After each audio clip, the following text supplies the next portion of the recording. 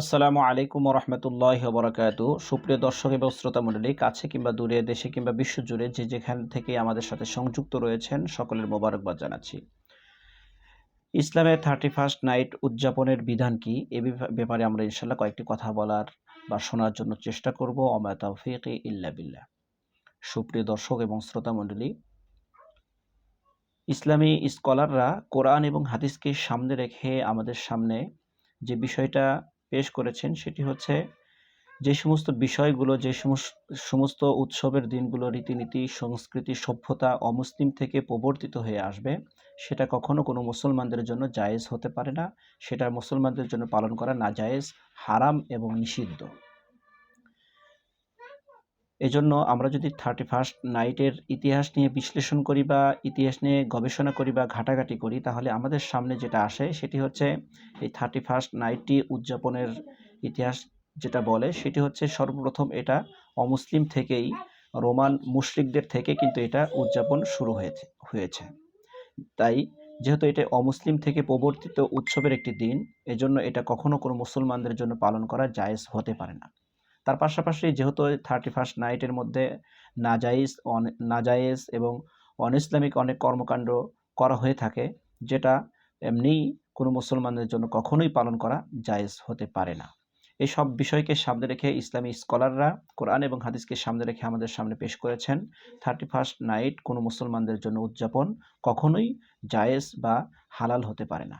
এটা সম্পূর্ণ নিষিদ্ধ এবং সম্পূর্ণ এটা হারাম।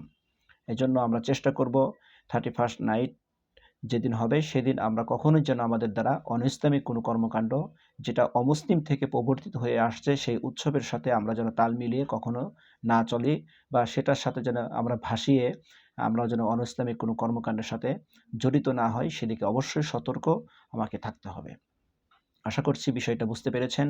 পাশাপাশি আমাদেরকে এই হাদিসটা মনে রাখতে হবে, বিশ্বনবী রাহমাতুল্লিল আলামিন বলেছেন, মান তাশাব্বাহা বিকওমিন ফাহুয়া মিনহুম, যে ব্যক্তি যাদের সাথে সাদৃশ্য রাখবে তাদের সাথেই সে থাকবে। এজন্য আমাদের সাদৃশ্য যদি অমুসলিমের সাথে হয়ে থাকে, ইহুদি, খ্রিস্টান এবং মুশরিকদের সাথে হয়ে থাকে, তাহলে কিন্তু কিয়ামতের ময়দানে তাদের সাথে আমাকে থাকতে হবে। আর তাদের সাথে যদি আমার থাকতে হয়, তাহলে কিন্তু নির্ঘাত আমার জন্য ধ্বংস অনিবার্য। এজন্য চেষ্টা করব অবশ্যই সর্ব অবস্থায় আমার ঈমান যেন হেফাজত থাকে, আমার আমল যেন মজবুত থাকে, সেদিকে সজাগ থাকতে হবে। আমাদের নতুন বছর যেন ঈমানের সাথে, আমলের সাথে কাটে। আল্লাহর সন্তুষ্ট যে সমস্ত কর্মকাণ্ড রয়েছে সেগুলো যেন বেশি বেশি পালন করতে পারি। পাশাপাশি অতীত জীবনের কথা স্মরণ করে, অতীত জীবনের ভুল ভ্রান্তির কথা স্মরণ করে আল্লাহর কাছে যেন ক্ষমা চাইতে পারি। আল্লাহ রসুল সাল্লাল্লাহু আলাইহি সাল্লামের গোস্তাকি যেগুলো হয়েছে, আল্লাহ রসুলের সাথে বেয়াদবিমূলক যে সমস্ত কাজ হয়েছে কথায় কাজে, সেগুলো থেকেও যেন তওবা করতে পারি। আর সামনের জীবন যেন ভালোভাবে সাজাইতে পারি, আল্লাহর পছন্দ মোতাবেক আমি জীবনটাকে পরিচালিত করতে পারি, মানুষের সাথে ভালো আচরণ করতে পারি, আমি যেন আমল বাড়াইয়া দিতে পারি, ঈমানটাকে মজবুত করতে পারি, সেই পথেরই আমরা যেন চলতে পারি। আল্লাহ তাআলা আমাদেরকে জান্নাতের পথের পথিক বানান, জাহান্নাম থেকে চিরতরে মুক্তি থাকার যে রাস্তা, সেই রাস্তা অবলম্বন করার তৌফিক সকলকে দান করুন। আমিন।